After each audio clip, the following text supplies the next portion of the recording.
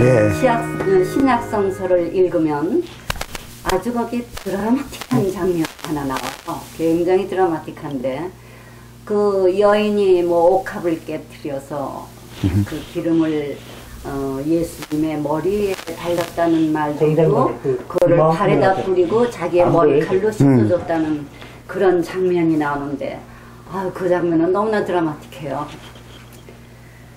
그런데 그걸 읽으면서 가만히 보면 예수님하고 여자들의 관계가 참 많아요.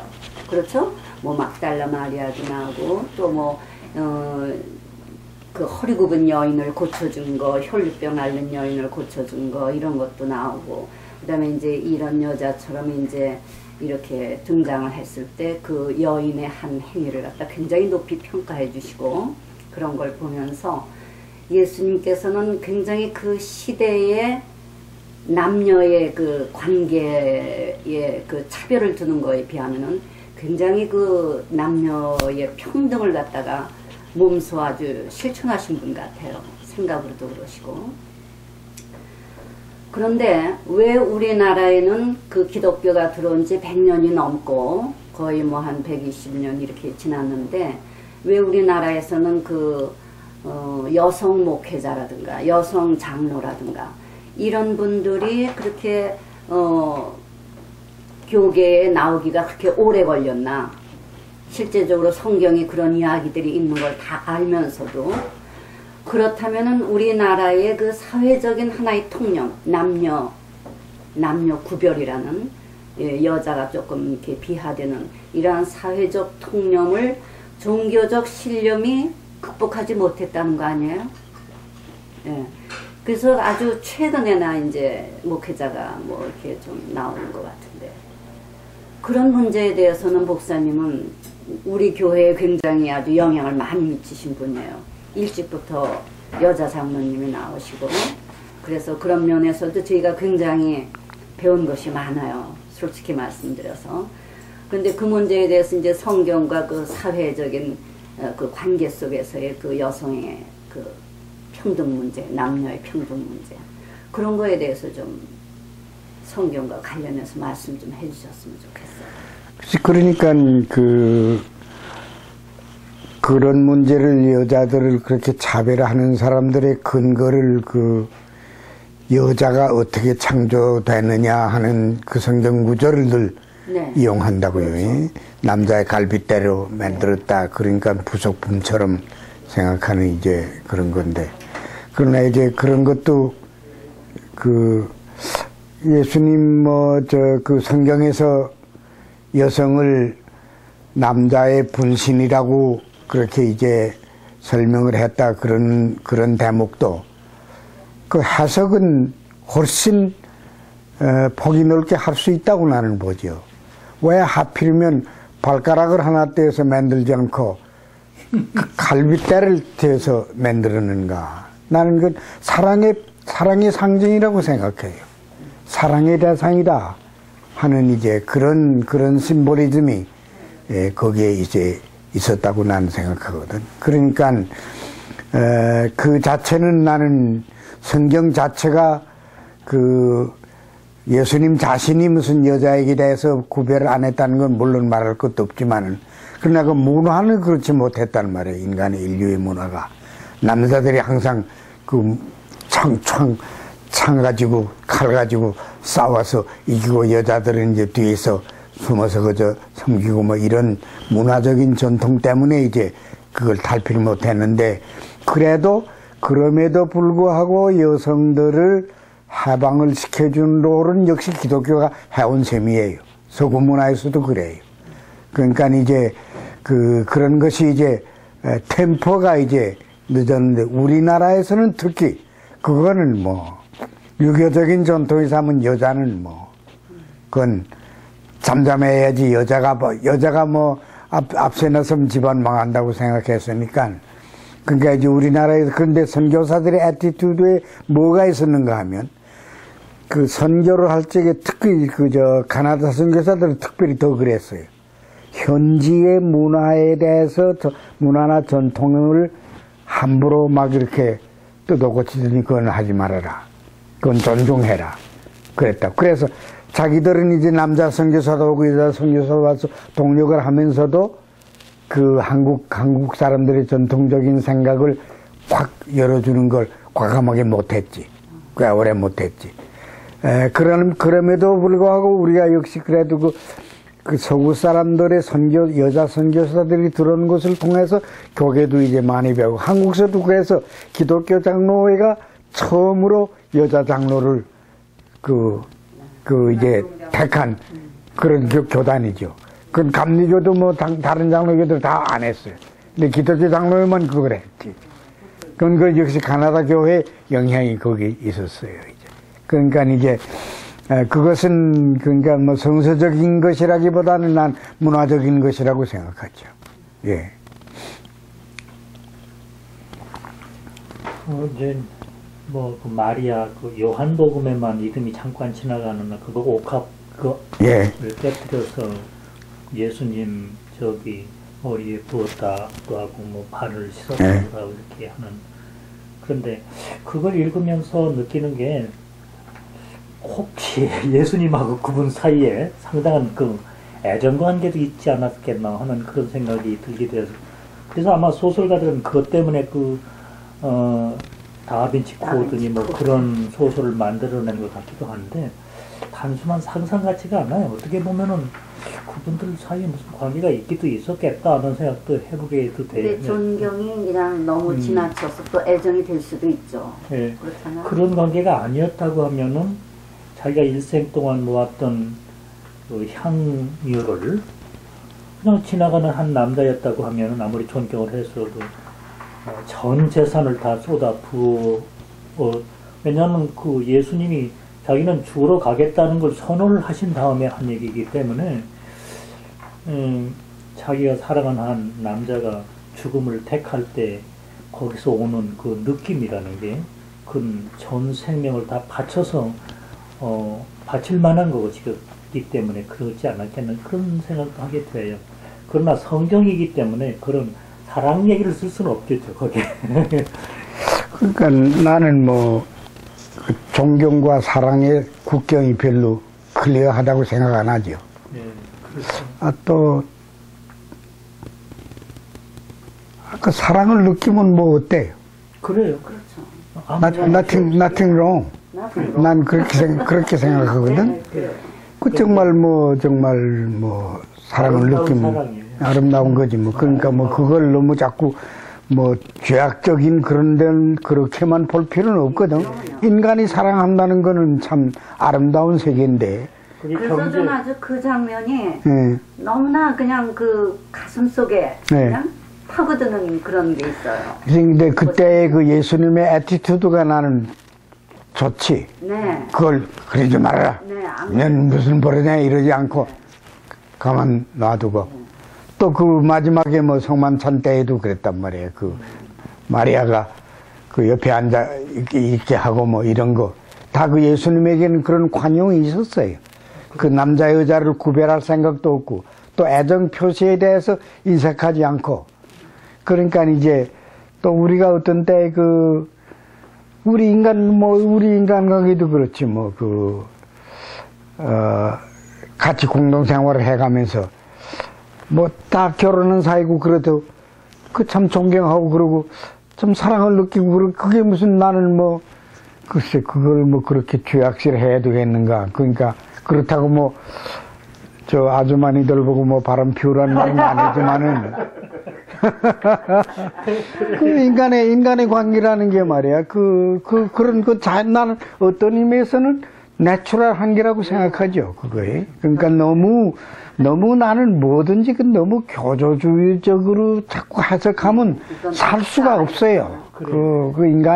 인간이 아주 주름살이 생겨서 살 수가 없어요. 피지 못한다고요. 그러니까 이제 그런 점은 이제 그렇다고 무슨 방랑하고 뭐 방탕하라는 말은 아니지만은 훨씬 좀 그런 인간의 사랑의 세계 같은 것도 넓게 봐주는 것이 오히려 더 좋은 게 아닌가 나는 그렇게 생각하죠. 근데 그 예수님이 제자들을 갖다가 이렇게 뽑으실 때 정식으로 여자는 제자 속에 안 들어갔잖아요.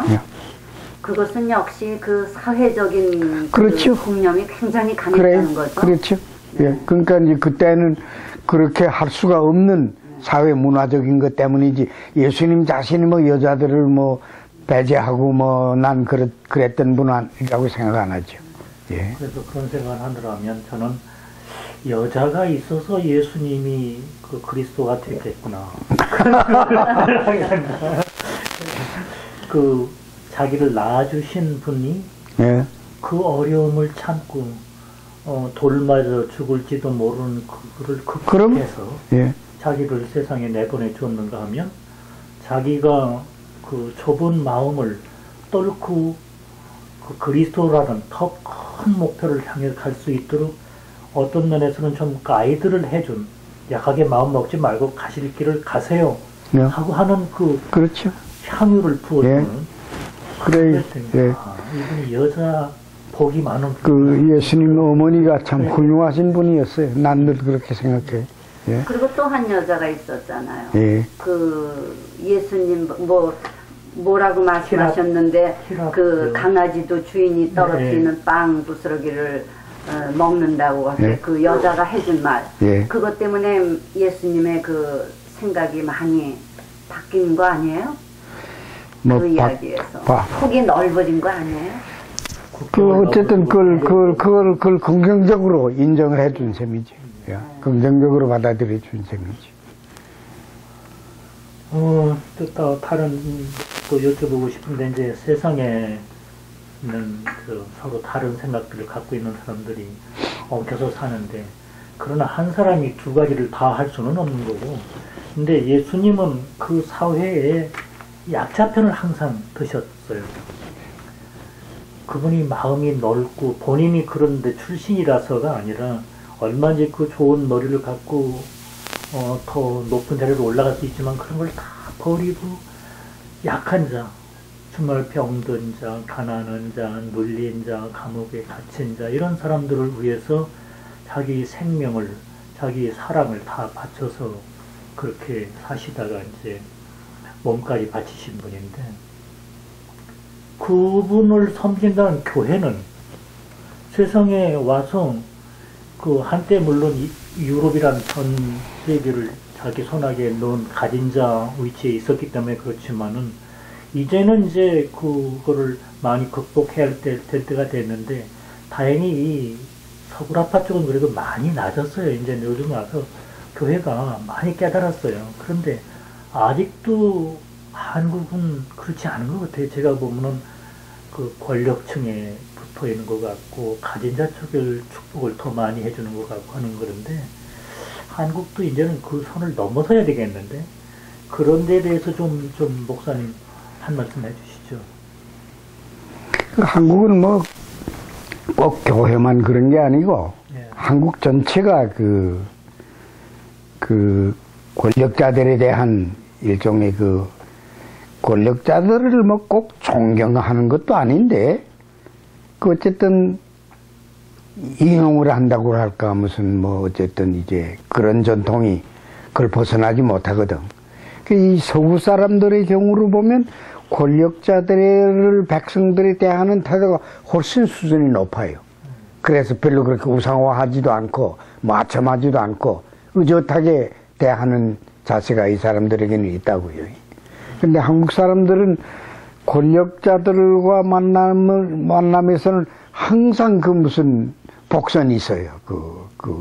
속으로서는 어떻게 생각하는지 몰라도 하여간 그 표현이 늘 그렇고, 이제 또 뭐 매수하려고도 하고, 맞춤하려고도 하고, 이제 뭐 그런 것들이 이제 늘 있어서 이제 그러나 나는 기독교가 반드시 무슨 권력을 배제하는 무슨 공동체라고 생각하지는 않고, 권력을 블레싱으로 하는 그런 공동체일 수 있죠. 늘 서구의 사회에서는 그래 왔으니까 이제. 그러나 이제 어떤 시점에 가면 이 권력을 가진 자들이 교만해져서 이제 그것을 악용을 하기도 하고 그러죠, 이제. 예. 그래도 하여튼 어느 사회든지 빛과 소금 역할을 해야 하는 그룹이 있어야 되는데, 교회가 그런 역할을 해 주었으면 하는 게인데, 교회마저 사회 통념에 너무 젖어서 남들도 하니까 나도 이렇게 한다는 식에서는 이제 예수님을 섬기는 예수님의 정신을 갖고 세상과 함께 더불어 살려고 하는 게 교회라고 하면은 어려움이 있어도 남이 그렇게 하더라도 교회만은 좀 더 예언자적으로 나갔으면 하는 소망이 있는데 그러지 않아서 좀 서운할 때가 많아요. 그런데 저는 그 최근에 그 독재 시절에 예. 그래도 기독교에서 그랬죠. 기독교계에서 그래도 그 약자 편에 서서 아주 온갖 고난을 겪은 사람들도 참 많았다는데 상당히 위로를 받아요. 그러니까 이제 그때 국내에서 예를 들면 무슨 뭐 박형규 목사든지 뭐 이런 분들이 그냥 뭐 감옥에 문익환이랑 뭐 다 감옥에 가고 이제 뭐 그래 그 이하동 뭐 다 그랬거든. 근데 아마 나는 그때 그 사람들하고 아주 여러 가지로 이제 깊이 인볼브가 됐는데 그것은 그 권력 특히 군사 정권은 목사들이 그렇게까지 강하리라고는 생각하지 못했지. 그리고 이제 그저 누르면 짓밟으면 된다고 이제 생각했는데, 마지막에는 도저히 이 사람들이 감당을 할 수가 없다. 거기까지 갔어요. 예를 들면, 그 마지막 판은 어떻게 되는가 하면, 여기 김재준, 윤보선, 함석헌, 이분들을 청와대 모셔다가 박정희가 직접 만났다고요. 만나서 설명을 했어요. 우리도 꼭 이렇게 하고 싶어 하는 게 아니고 이 시점에서 이럴 수밖에 없어서 이러니까 좀 어떻게 관용을 베풀어 달라고. 근데 세 분이 다 뭐 강경했단 말이에요. 그러니까 이 사람들이 어떻게 하면 좋겠느냐, 이분들을 이제. 아주 보니까 이제 윤보선, 함석헌, 김재준 이 세 분인데 이 세 분을 어떻게 좀 분열을 시키는 게 유일한 방법이라고 이 사람들이 생각한 거예요. 근데 보니까 윤보선을 어떻게 할 도리가 거든. 거기 뭐 서울 토백인데 뭐 아궁동에 더 앉아 있는데. 그러니까 이제 윤보선 씨네 집은 아주 그냥 둘러싸고 있은 거예요. 아무도 출입을 못하게 만든 게고 이제. 함석헌은 뭐 어떻게 할 수가 없으니까 가택 연금 같은 거 해놓고는 이 김재준은 내보내자 밖으로. 이래가지고 어떻게 했는가 하면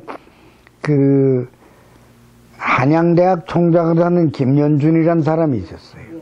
이 사람이 김재준 목사님하고 함경북도 경흥군의 동향지인이에요.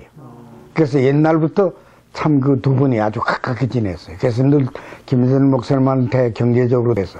그래서 정부가 김연준을 딱 불러다가 이 김재준을 밖으로 내보내달라, 네가 나서서. 그 밖으로 어떻게 내보내라는 말이냐. 참 그 한국 정부가 우수해요. 카나다에 사위가 있지 않느냐. 거기 갖다 떨어뜨리라 이랬다고요. 근데 여기 몰랐지. 모르고 그걸 이제 비밀리에 이제 김연준이하고 정부하고 짜고서 영국 런던에서 YMCA 세계대회라는 게 뭐 있다고요. 그 세계대회 거기다가 이제 해서 한국 YMCA 대표로 김대중 목사를 런던 그 대회에 파견을 하는데 모든 경비는 김연준이가 냈다고요. 돈을 내고. 그런데 또 노인이 혼자 여행하는데 불편하시니까 우리가 직원을 하나 붙여드립니다. 그러고 사람 하나 붙여놨는데 이게 정보부원을 붙여놨다고요. 그래가지고 이제 런던에 와서 대회 마쳤거든? 마친가 이 녀석이 여기까지 오셨는데 그 카나다에 사위집에 잠깐 들려 가시죠 이랬단 말이요. 그러니까 영업 좋지 이제. 그리고 뭔지도 모르고. 그리고 이제 그냥 토론토 비행장에 들어왔다고요 이제. 어느 날 우리가 그때 웨스턴 거기 살 때인데 어느 날 누가 와서 문을 두드려서 문을 열고 보니까 영감이 거기가 서 있는 거예요. 전혀 연락도 없이. 혼자서 오셨어요? 아니, 그 사람이 데리고 왔어요. 아니, 그러니까, 예. 예. 그래서. 사모님은 안 오시고. 안 오시고, 이제. 그래서 이제, 그런데 이 녀석은, 저는 모셨으니까 저는 갑니다. 그러고 가버렸는데, 이놈이 중앙정보부원이라. 그러고서는 한국에서는 어떻게 조치하는가, 입국 금지령을 내려버렸어요. 못 들어가게, 한국으로 못 들어가게 만들었어요. 그러니까 나중에 이제 다 끝나고 여기 사실라고 그랬어요. 뭐 못 들어가니까. 그러니까 또 한국 교계가 아닙니다. 목사님은 절대로 외국에서 돌아가시면 안 됩니다. 여기 들어와서 우리들 옆에서 사시다가 여기서 돌아가셔야 됩니다. 그랬다고요. 그러니까 카나다 패스포트를 가지고 그때 카나다 시민권을 받았으니까 패스포트를 가지고 이제 서울 비행장에 내렸거든. 그러니까 법무부가 나와가지고 그 법무부에다가 이제 그 등록을 시켜가지고 외국인 취급을 해가지고 한국 국적으로 회복을 안 해주는 거예요. 뭐 이제 그런 식으로 이제 하고 뭐 그래도 마지막에는 뭐다 회복이 됐지만 하여간 이제 그러니까 이제 그런 거물들을 어떻게 하면 분리를 시키는가 이게 아주 군사정권 아주 고민이었어요. 그 다음에는 이제 나를 이제 그렇게 해놓고서는 이제 영감을 여기다 보냈는데 이 사람들이 나중에는 후회를 했어요. 이 영감이 나와서 전 미국 구라파라 할 것이 돌아다니며 반정운동을 한단 말이야. 총지휘자가 됐단 말이야. 그러니까 이 사람들 그때는 아이고 이거 잘못했구나 뭐 이렇게 된 거지. 국내다 가뒀어야 가둬서야 되는데 넓은 바다로 내보는 것도 그렇지. 커졌죠. 그러니까 이제 그러니까 이제 내가 더 미워졌지 이제 나를 이제.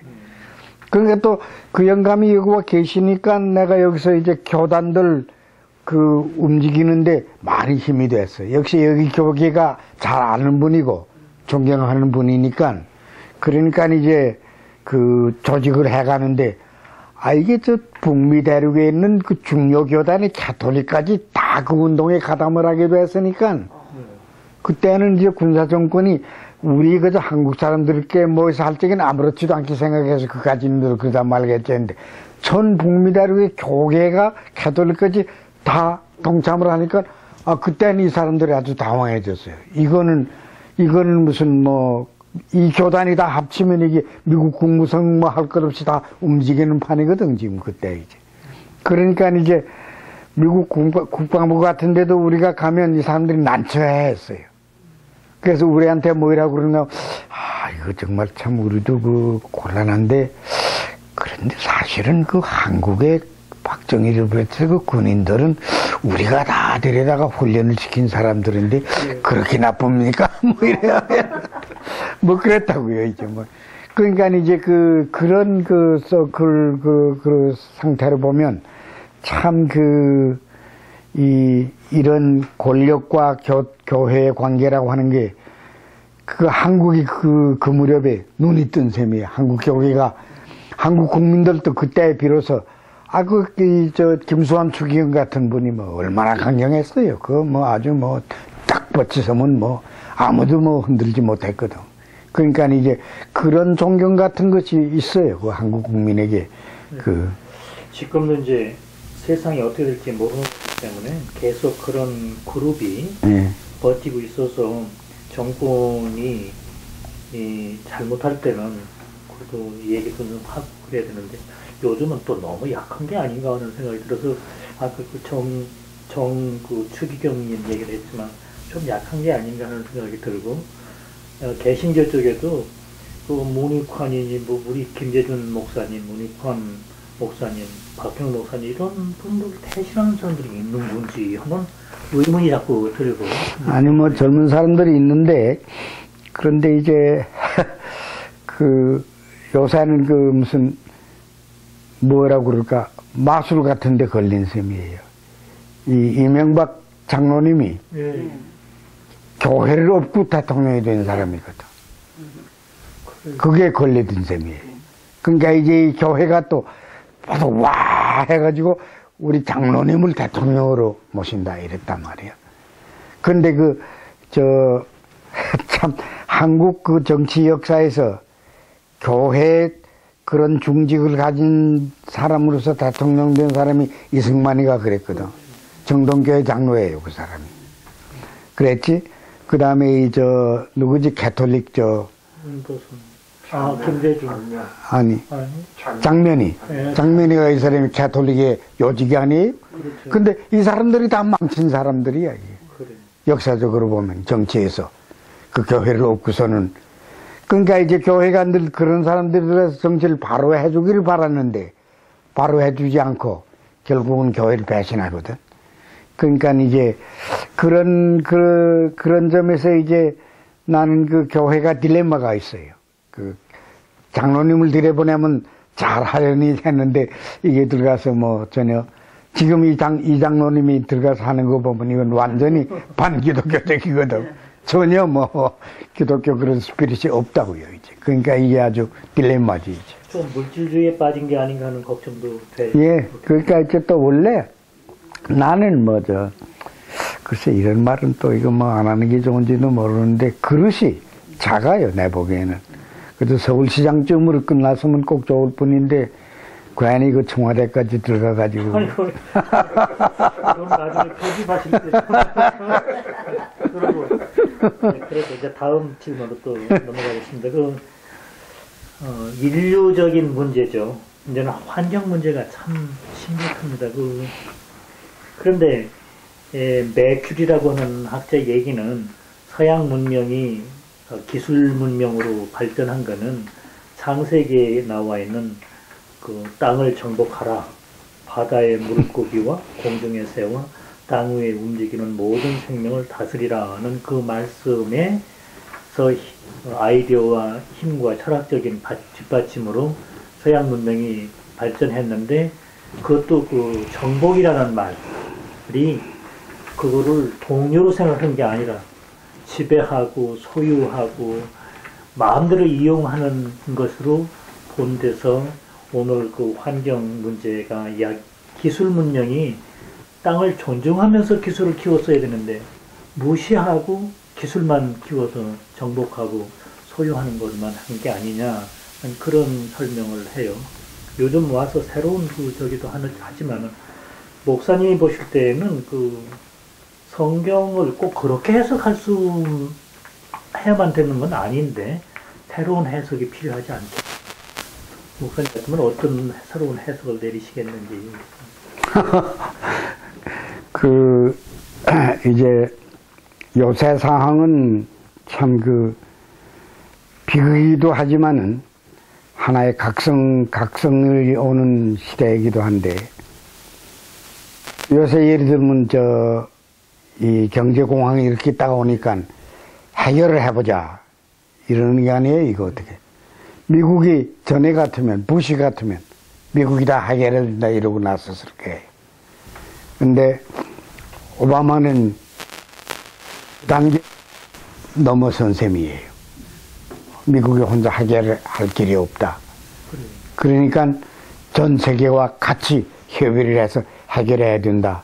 그래가지고 지금 해결하자고 경제 문제, 이 경제 되도록을 해결하려고 하면 전 세계의 지도자들이 같이 모여서 같이 의논할 수밖에 없다. 여기까지 지금 갔거든. 난 이것은 상당한 아주 현실적인 전환이라고 이제 보죠. 난 이건 경제 문제뿐 아니고 앞으로 인류 모든 문제를 공동으로 해결할 수밖에 없는 시대가 우리에게 온 것이다. 난 그렇게 보죠.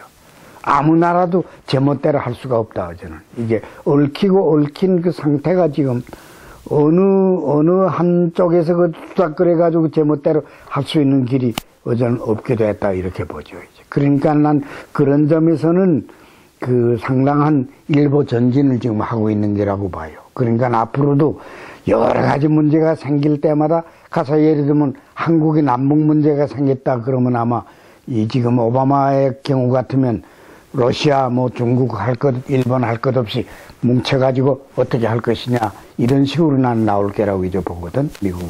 그러니까 이제 이런 점에서 보면 하나의 세계가 상당한 축소가 된 것 같은 인상을 주는 서클이 지금 이제 생기는 거라고 나는 보는데 그런 점에서 이제 앞으로 아마 문제가 생기고 할 때에는 지금까지 같이 어느 한쪽에서 제멋대로 하고 그렇게 되지는 않을 거고 난 남북 문제도 그런 관점에서 보면 상당히 탈출구가 생길 게 아닌가. 지금 제일 큰 문제가 지금 남북 문제는 중국이 거의 결정적으로 북한은 자기들이 그냥 거머쥐면 된다 이렇게 생각하고 있는 게거든. 결국은 지금 문제가 터졌다 그러면 만일에 뭐 터져가지고 싸움이 붙었다 그러면 미국이 뭐 애를 가지고 가서 뭐 두드려 붙일 걸 하려 그러면 중국은 군대를 그냥 북한에다가 막 내려보내가지고 그쪽에 차지해버릴 그런 배짱이거든 중국이 지금. 그러니까 이제 이런 국제 문제 같은 것도 그런 식으로 가지 않고 그 국가 그 세계 국가적인 조직이 해결할 수 있는 그런 가능성은 전에보다는 많이 나는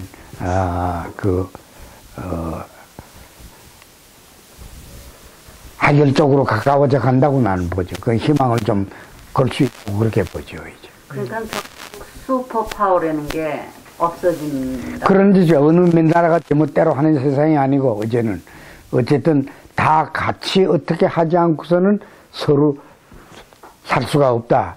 중국이 뭐 한때 그 아주 자기들이 아시아를 그저 다 점령할 것처럼 생각한 때가 있었는데 중국도 많이 지금 변화를 한다고 나는 봐요. 도저히 해보니까 안 되거든, 그게. 늘 수가 없거든. 그러니까 그런 점에서는 이 국가 중심적인 파워 시스템을 가지고 지배를 할 수 있다고 하는 생각은 불가피하게 수정이 될 수밖에 없을 것이라 나는 좀 희망적이지만 어쨌든 그런 생각을 하죠. 남북 문제로 이제 넘어갔는데 그런 측면에서 볼 때 지나간 10년의 햇볕 정책이 낫지 않았겠나 하는 생각이 들어요. 지금 이명박 정부가 들어와서 너무 남북 관계가 너무 굳어지고 그런데 미국은 어쩔 수 없이 자기네들 힘이 이제 붙이기도 하고 하니까 2012년에 한반도 그 군사 작전권을 한국에 넘겨주기로 하고서는 뒤로 빼려고 그런 거거든요. 그럼 거기는 중국이라는 나라에 대한 미국하고 중국 관계가 이제 바뀌고 또 동아시아 전체를 보는 미국의 그러니까 저게 바뀌었기 때문에 이제 그렇게 해 가는데 그렇게 할 때 미국하고 중국 관계가 경색해지는 게 아니라 부드러워지기 위해서 저렇게 하면 남북 문제도 부드러워질수록 그 조류에 따라가는 거거든요. 근데 가장 뭐 어떤 방법을 썼든 그런 대로 많이 안정이 돼 가는 거를 이명박 정부가 들어와서 갑자기 저렇게 해놓으니까 아주 안 좋아 보인다. 이게 좀 걱정이 되기도 하다는 그런 생각이 들고 거기서는 반발로 뭐 내일 모레 무슨 뭐 미사일을 쏘겠네, 뭐 로켓을 쏘겠네 이북에서 그런단 말이죠. 그러니까 이번엔 또 그런 때 틈새기로 무슨 얘기 하고 싶은 일본이 또 나와가지고 뭘 발사해서 뭐 하겠다고 아주 분위기가 안 좋아요 지금. 물론 어떻게 들는지 두고는 봐야 되겠지만은 그런 문제가 목사님도 다른 얘기 있으시면 그런데 좀 얘기를 해주시죠. 그러니까 난 남북 문제는 이명박 그 정권은 완전히 나는 후퇴를 하고 있는 건데 그것은 아무 변명을 할 만한 이유가 없어요. 양식을 줘야 되거든. 네. 어쨌든 동족인데 또 정치적으로도 그렇지. 남한이 북한을 도와줘서 손해볼 일이 없어요. 어쨌든 그 감정이라도 서로 이제 완화가 돼야 그래야 앞으로도 무슨 정말 뭐 국제 문제가 어떻게 돼서 우리끼리라도 해보자 하는 찬스라도 있어야 되는데 그건 나는 지난번 노무현 정부가 그만큼 간 것은 잘 한 게라고 생각하거든. 그 정도는 유지를 했어야 남한도 좋고 북한도 좋고 또 남한은 지금 뭐 양식 같은 거 얼마 줬다고 해서 아무 뭐 영향도 없는 상태란 말이에요. 그러니까 나는 이명박은 왜 그러는지 난 그 이유를 잘 몰라요. 그런데 너무 장로님이 돼서 기도를 많이 해서 그러는지 그건 잘 모르겠는데 하여간 이명박 당 대통령의 북한에 대한 것은 전혀 그건 미스텍이라고 나는 봐요. 그거는 우리 민족의 역사에서 아마 두고두고 그것은 나무람을 받을 수밖에 없으리라고 생각하죠. 근데 요즘에는요, 예. 조금 변한 것 같아요. 예. 왜냐하면 처음에 들어와서는 굉장히 잃어버린 10년이라는 단어를 많이 썼거든요. 그런데 그것이 하도 이제 비판을 받고 이러니까 요즘에는 거의 잃어버린 10년이라는 단어를 이렇게 안 쓰려고 노력하는 것 같아요. 제가 볼 때는 혹시 이명박 그 대통령이 이제 보수주의자들 입장에서 하나 두려움이 있는 게 아닌가. 뭐냐면은 저러다서나 북한하고 미국이 너무 친해지면 자기들이 따돌림을 당하지 않겠나 하는 그런 두려움. 어쩌면 통미, 복남 정책을 나가는 거에 대해서 두려움이 있지 않나 하는. 그 자신감이 없어서 그런 거거든요. 자신 있으면 왜 그걸 두려워해요? 그런 일이 안 당할 수도 있고. 근데 자신은 없지. 미국한테도 가만히 보면 따돌림 당할 수도 있고. 북한에서 따돌림. 일본은 뭐 저기 뭐라도 러시아 하나도 자기 손잡고 있는 것 같지도 않게 느낄 때, 이 자신감이 없을 때, 그래서 그런 거 아닌가? 그런 것도 있지. 또 그리고 이제 미국 민주당은 본래부터 그 남북 문제에 대해서는 될 수 있는 대로 화해를 시키려고 하는 입장이거든, 저는. 그러니까 아마 힐러리도 이제 한번 갈 게라고 나는 봐요. 어차피 북한을 방문할 수밖에 없을 게라고 생각하고, 또 그러니까 이제 점진적으로 이명박 정부가 상당히 그 점에서는 아마 그 막다른 골목에 밀지도 몰라요. 자기 함정에 자기가 예, 그럴지도 몰라요. 왜냐하면 조금 후회하는 것 그럼 같아요. 미국이 지금 저 북한을 그 지원을 할 수밖에 없을 게예요, 미국이. 그걸 그대로 내버리면 또 중국하고 관계도 그렇거든. 미국은 지금 북한을 중국한테 뺏길 수는 없단 말이에요. 그러니까 어떻게 하든지 이북을 자기들이 붙잡고 식량도 갖다 주고 돈도 좀 대주고 이러면서 그걸 어떻게 하든지 또 하려고 하는 게 미국이 가지고, 특히 민주당은 그런 정책을 옛날부터 가지고 있는 거니까. 북한도 너무 그 핵을 갖고 너무 많은 이익을 미국으로부터 얻으려고 하면은, 그렇게 하면 이제 이명박 정부는 저 신경질적이 물론 그렇지. 그런 면도 김정일 그 국방위원장 측도 조금은 좀 소프트하게 했으면 좋겠다는 바람이 있습니다. 그건 뭐 그렇고. 근데 한 가지 그 이북에 관한 내 걱정은 정권이 지금 실질적으로 군대들 손에 넘어간 것 같아. 내 인상이. 그러니까 그게 아주 걱정이라고요. 이 군대라는 거는, 군대들이라는 거는 이게 좀 멀리 보는 그런 총괄적으로 보는 눈은 없는 사람들이거든. 그냥 그저 무력으로 뭐 해대자 이렇게 될 위험성은 나는 있다고 보죠. 아까 그 얘기하시는 중에 이제 세계 그 경제 문제가 요즘 굉장히 안 좋죠.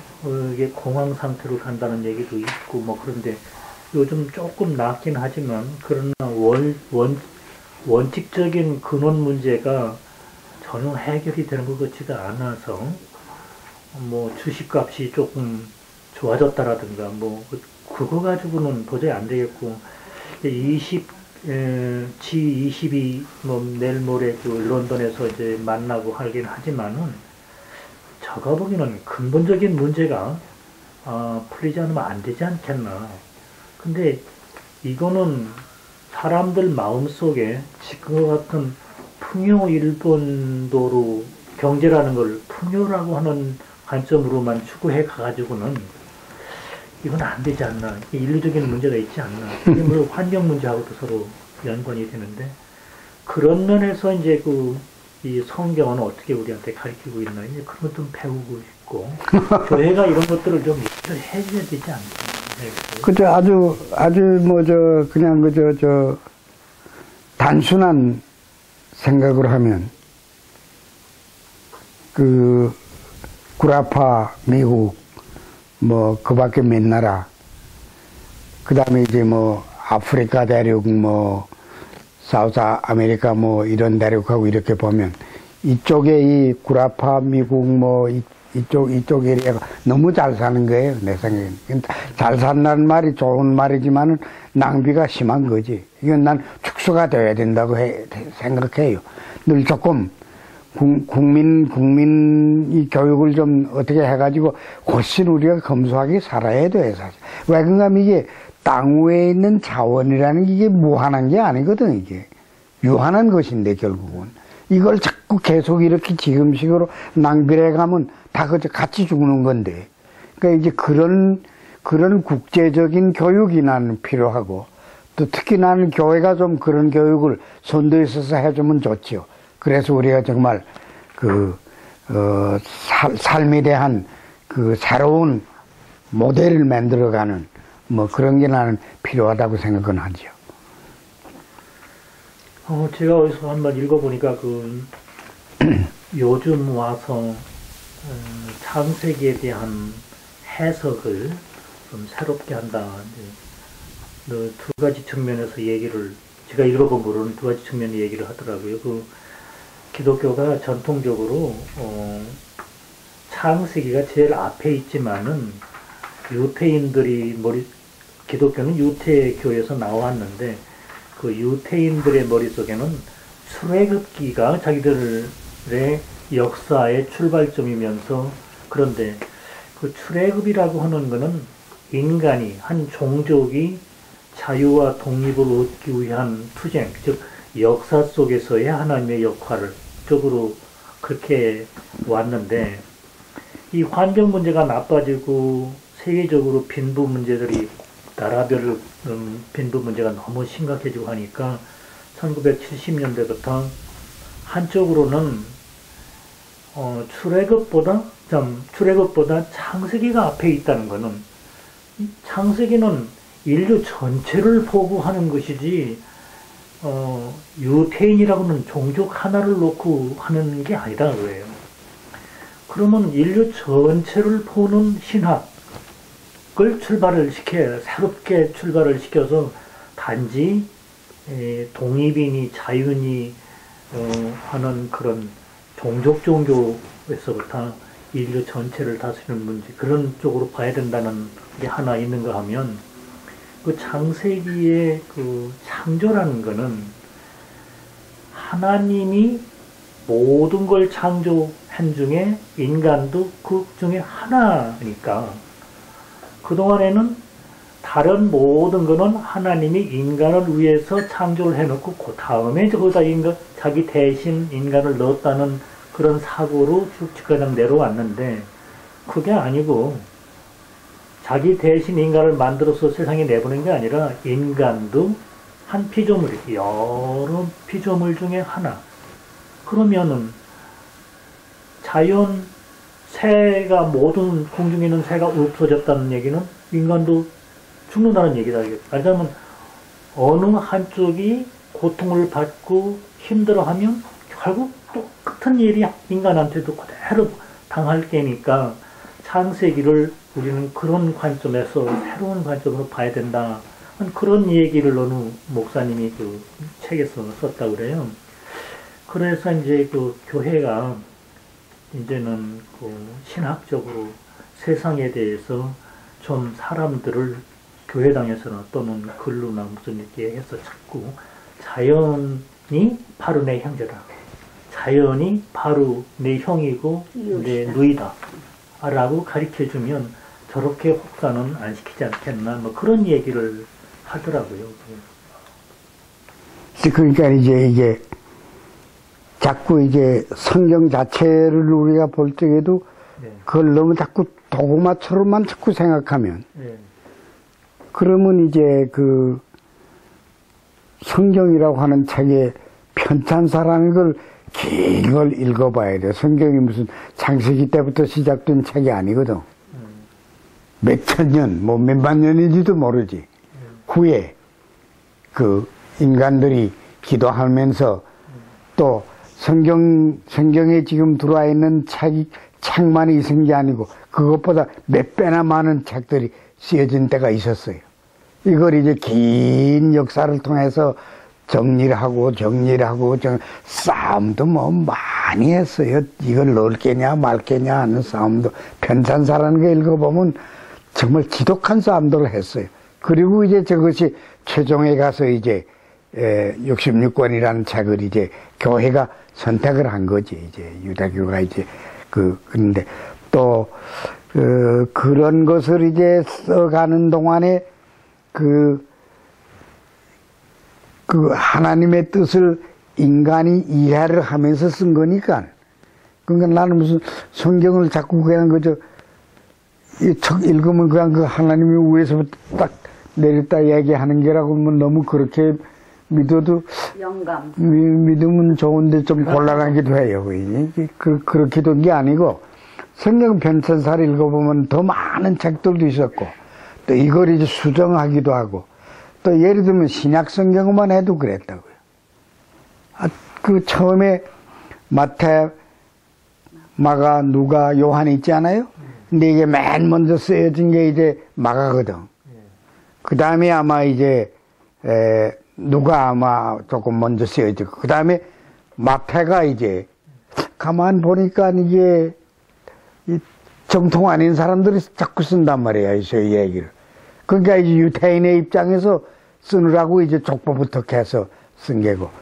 요한이라는 사람 이건 또 엉뚱한 사람이에요. 이거는 저 히랍 철학을 한 사람이란 말이에요.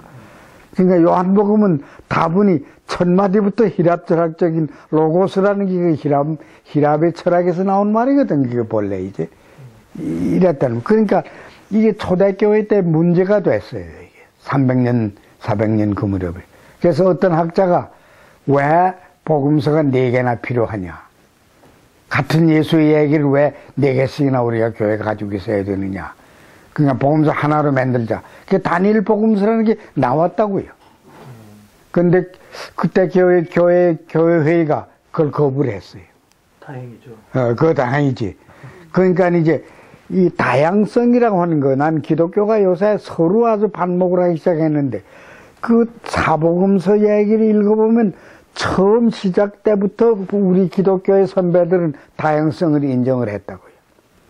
각각 입장이 다른데 이게 다 필요하다, 우리가. 이분들이 체험이, 같은 예수인데도 체험이 다르니까 이 체험이 다른 데다 가치를 두자 하고 이거 이제 교회가 내 복음서를 액셉트를 했단 말이에요.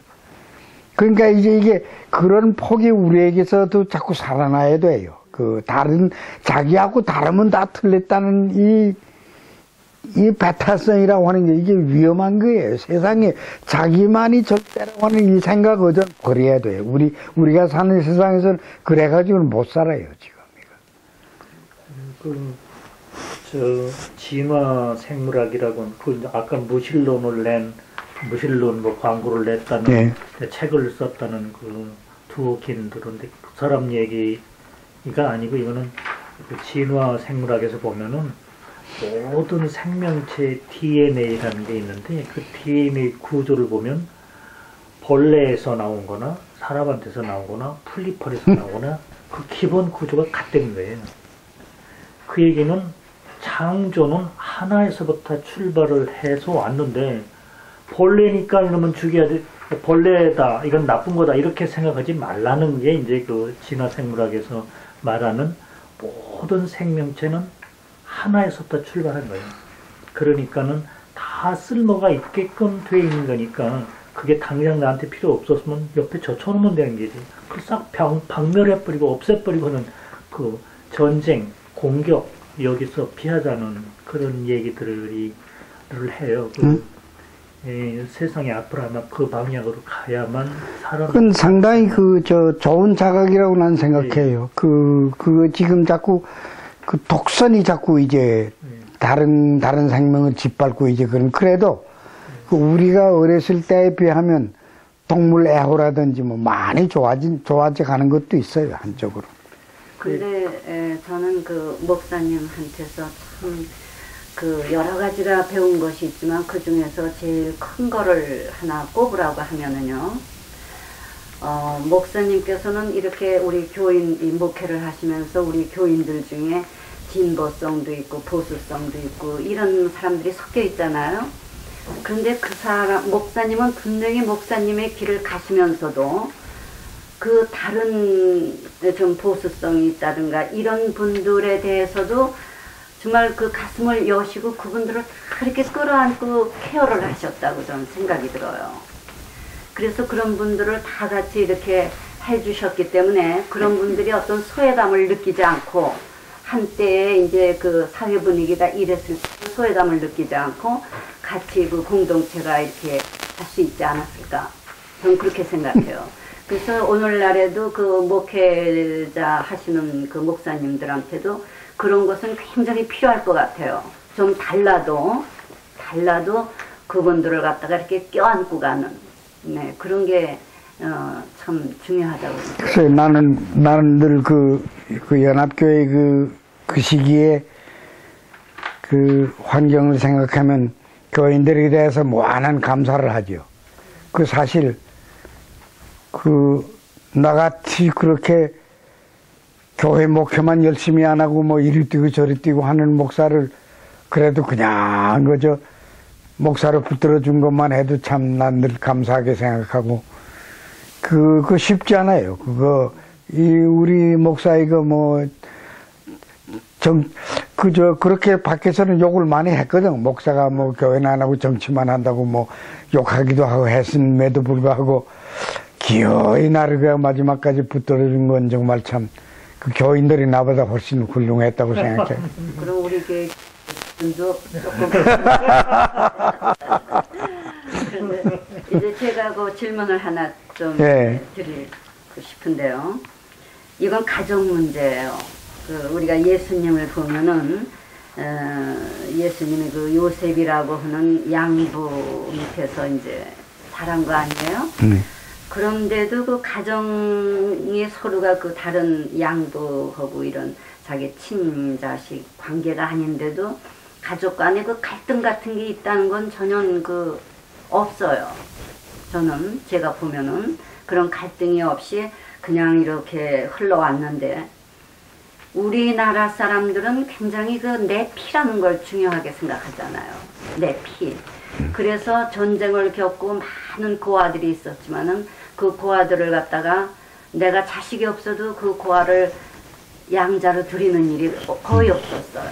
그래갖고 호텔 외국에 정말 양자로 보내고 이랬는데, 이 예수님의 이 가정을 보면은 그런 그 혼란스러운 그런 분위기에서도 아주 의젓하게 이렇게 된 것만 보이는데, 그러면 그 성경에서부터 이런 기독교의 그 인식을 갖고 우리나라 사람들이 생각하는 그 핏줄이라는 거, 요즘엔 그래도 많이 조금씩 변해서 뭐 탤런트들도 양자를 드리고 이러기 시작한 것 같아요. 그래서 기독교에서 더욱더 이러한 것을 갖다가 활성화시킬 수 있는 그런 것이 성경적으로 좀 자극이 될 만한 그런 말씀을 해주셨으면 좋겠네요. 어떻게 하면 우리나라가 더 너무 내 핏줄 생각하지 않고 이게 폭넓게 성경은 나는 무슨 혈통에 대해서 무슨 소중하다는 것을 안 가르치는 건 아니지만은 아브라함의 후손이고 뭐 이런 거 뭐 하지만, 그렇다고 해서 나는 뭐 성경을 기본으로 해가지고 그런 배타적인 생각을 할 근거는 또 별로 뭐 뚜렷한 게 있다고 생각 안 해요. 또 특히 종말론 무렵에 가면 전체를 끌어안으려고 하는 그런 그 무드가 생겼다고 해요. 특히 요한계시록 같은 그 속에는 하여간 계속해서 모든 것을 끌어안는다고 하는 그런 이제 있어요. 뚜렷하게 있어요. 또 아브라함의 경우 때부터도 벌써 그랬어요. 아브라함은 배타적인 사람이 아니었어요. 상당히 지방 사람들은 그런 패턴이 있었고, 또 만일에 우리가 무슨 다 인류가 아담과 이브의 후손이라 그러면 혈통으로 말해도 다 한 혈통에서 났다고 볼 수도 있는 게고, 그러니까 나는 이 혈통 문제라고 하는 것은 이것은 부족주의적인 하나의 사고인데, 또 그것은 한국에 와서는 유교가 특히 가문이라고 하는 거하고 벼슬이라고 하는 거하고 뭐 이런 이해관계를 가지고 그걸 이제 지배계급이라고 늘 유지하려고 하는 데서부터 나는 나온 게라고 그렇게 생각하는데, 그러니까 나는 그런 것은 어제는 그렇게는 못 살아요. 그렇게 살고 싶어도 못 살아요. 이제는 뭐 이게 우리 후손들 보셔. 지금 다 뭐, 인터내셔널 매리지가 뭐, 대부분이 뭐, 하고 있는 게고, 또, 그렇다고 해서 무슨 인터내셔널 매리지 한 사람들이 우리 아이들끼리 결혼한 사람들 잘못 사는 것도 아니고, 다 행복하게 잘 살고, 뭐. 그러니까 이게 지금 세계가, 우리 아이들이 말은 안 해도요, 우리를 보면 올드 패션이라고 보인다고요. 자기들에게는 그런 국경이 없다고요, 그 아이들에게는. 사랑하면 뭐, 사랑하는 거지, 뭐. 그러니까 이제 그런 것도 많이 지금 나는 세계는, 퍼져가고 또 백인의 세계에서도 그건 아주 무너진 게예요. 백인들이 옛날에 뭐, 흑인을 뭐 어떻게 생각을 했어요. 그 짐승처럼 생각했는데, 이제는 뭐, 흑인 대통령 밑에서 살기도 했는데 뭐, 달라지는 거죠. 그러니까 나는 그런 점에서는 상당히 변화를 이렇게 간다고 보죠. 또 그럴 수밖에 없어요. 이게 테크놀로지가 발전하고 뭐 랭귀지가 막 믹스업이 되고 무슨 뭐 이 커뮤니케이션이 막 전 세계를 막 이렇게 뭐 믹스를 해가는데 뭐 거기서 무슨 밤낮 혈통 얘기라고 어떻게 살아요? 살 수가 없다고요. 연속극 같은 데서도 그런 거를 많이 다루는 것 같아요. 네, 요즘에는. 그래요? 예. 좋지. 그러니까 이게 뭐 시간이 없어요? 8분들이 나와요. 시간이 없고 그러니까 예. 한 가지만 그러면 예. 질문 드리겠는데 교회를 하다 보니까 저희도 또 경험을 한 거지만은 어쨌거나 목사님이 바뀌는 그 턴에 참 스무스하게 잘 넘어가면 좋겠는데 어쩌다 보니까 생각들이 서로 달라서 어려움에 휘말리는 경우들이 그런 걸 보았는데 서양 사람들은 어때요? 서양 교회는 그러고 그런 걸 좀 평소에 어떻게 했으면 좀 그런 게 막혀질런지 뭐 목사님 무슨 아이디어가 있거나 서양 사람들한테 보신 게 있으면 좀 소개해 주세요. 백인 교회에서는요. 아주 제네럴한 목사들의 교회를 섬기는 텀이 보통 연합교회의 경우에 4년이에요. 대개 목사들이 한 4년 하면 옮기려고 그래요. 또 그 사람들 초이스가 많으니까, 교회들이 많으니까. 그러니까 옮겨가죠. 그럼 또 옮겨가면 서로 좋다고요. 이제 목사도 뭐 새 출발하는 기분으로 하고 또. 근데 백인 교회 교인들의 애티튜드는요, 목사가 옮겨겠다 그러면 옮겨가시라고 그런다. 그리고 또 세계 목사가 오면 또 영접을 하고. 그러면 백인들은 어떤 데는, 이 목사는 전에 목사보다 이런 스트렝스가 강점이 있고, 뭐 이런 장점이 있구나. 아주 자연스럽게 그걸 무슨 꼭 배격을 해야 되겠다고 우리 전에 이런 목사를 이렇게 했는데 당신은 왜 이렇게 해서 이런 식으로 안 나와요, 이 사람들. 오케이. 그것도 일리가 있고, 이분이 특징이 있구나. 또 백인들 태도는 그렇다고 뭐 이 사람이 이 양반이 이 목사님이 우리하고 평생 있을 것도 아니고 뭐 몇 년 있으면 또 옮겨가실 게고 뭐. 그러니까 교인들이 의젓한 기분으로 한다고요. 이제 교인들이 편협하지 않아요. 그래서 편해요. 우리보다는. 그런데 우리는 그렇지, 연합교회 내가 전통을 잘못 만들어놨는지 모르지만. 아니, 목사님, 그 당시에는. 2세 때. 잠깐 시간이 있으면은, 마지막 정말 질문이 되는데, 우리 2세들은. 예. 여기서 자란, 그 전에 목사님은 저희 보고 자꾸 카나다도, 조국으로 알고 잘 섬기라 그러는데, 여기서 자란 애들이 말 안 해도 이게 조국이 되죠. 오히려 거꾸로 이제 이 애들한테는 그 뿌리를 잃어버리지 말라는 가르침을 해야 되겠는데, 우리 영어 세대를 위해서 한마디 좀 남겨주시면은. 그거는 내 experience를 쉐어를 하죠. 내가 연합교회 총회장도 했잖아요? 예. 이게 아주 완전히 스트레인저거든, 내가. 난 총회장 된다는 생각을 하질 않았어요. 근데 이 백인들이 모여서 블루와스트의 목사들이랑 이제 이 토론토 시내의 이 요직에 있는 이 친구들이 나를 그냥 자꾸 떠밀어 간 거예요. 뭐라고 했는가 하면 이랬다고요.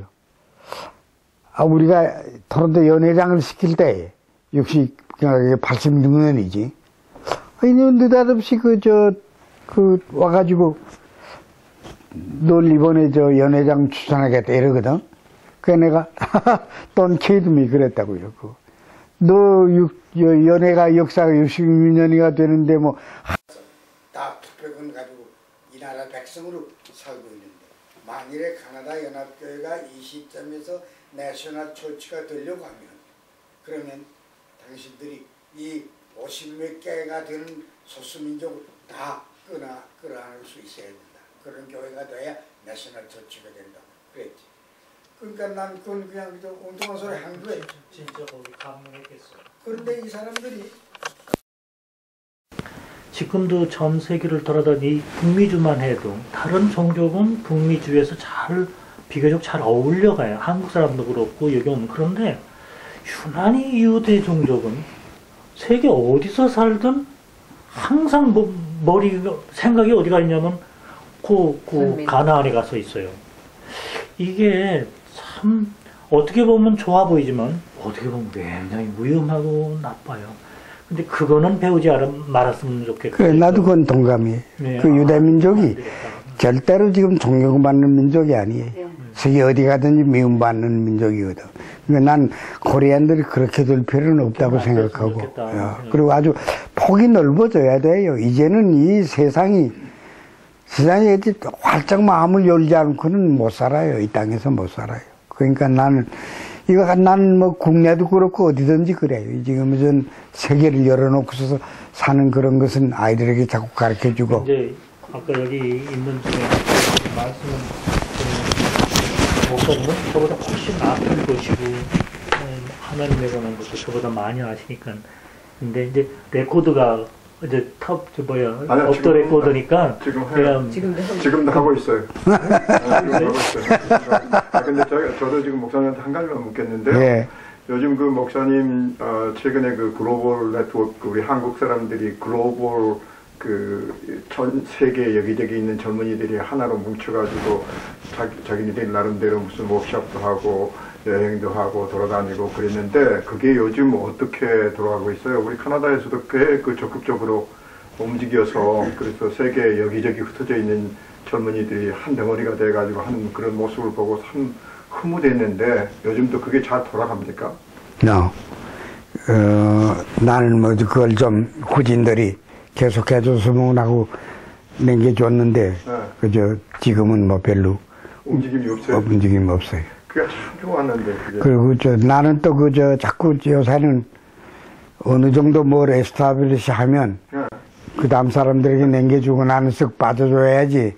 내가 거기 자꾸 붙어 있는 거는 안 좋다고 생각하니까 아마 마지막 행사가 토론토에서 아마 한 10명인가 젊은 아이들 데리고 구라파 일주를 했어요. 이 사람도 그때는 같이 갔는데. 그래서 어쨌든 영국 런던에 내려가지고 마이크로버스를 타고서는 쭉 구라파 나라마다 가서 교포들 만나고 교회도 가고 뭐 그래가지고 쭉 독일에까지 갔다가 뭐 돌아온 일도 있고 그게 이제 마지막 행사였는데 그 다음에는 너끼리 그럼 해라 그러고 남겨줬죠. 제가 지금 드리려고 했던 게 뭔가 하면 제가 성경에서 예수님이 한 얘기 중에 가장 마음에 닿는 몇 말씀 중에 하나가 내가 네 안에 있고 네가 내 안에 있다. 내가 너 위에 있고 너는 내 아래에 있고도 아니고 그러면 그 말을 조금 더 확장하면 하나님이 내 안에 있고 내가 하나님 안에 있다라고 내가 자연 안에 있고 자연이 내 안에 있고 이렇게 서로가 모든 것이 수평관계로 서로 이렇게 관계를 지어야 한다는 지어져 있다는 사실은 지어져 있는데 그 사람들이 모르고 있기 때문에 항상 상하 문제로 저거는 내가 지배하는 걸로 이렇게 생각해 왔는데 그 예수님의 말씀이 그대로 세상에서 편만해지려고 하면 하나님과 인간과의 관계를 지금까지 생각했던 저 밖에 있는 저 위에 계시는 하나님으로 보지 말고 그리고 내가 기도하면 내 말을 들으시고 나를 와서 금방 도와주실 그런 하나님이라고만 보지 말고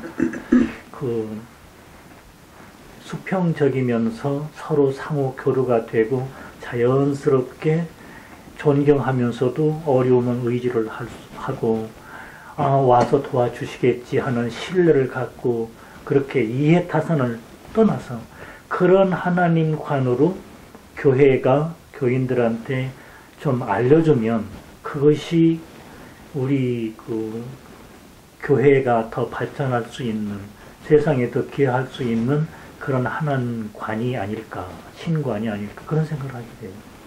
그러니까 이제 창조설화를 자세히 이렇게 들여다보면, 읽으면,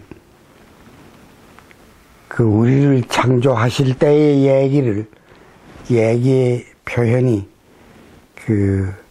우리를 하나님의 형상대로 지으셨다. 하나님의 형상을 닮은 존재로 지으셨다는 그런 뜻이거든, 그게.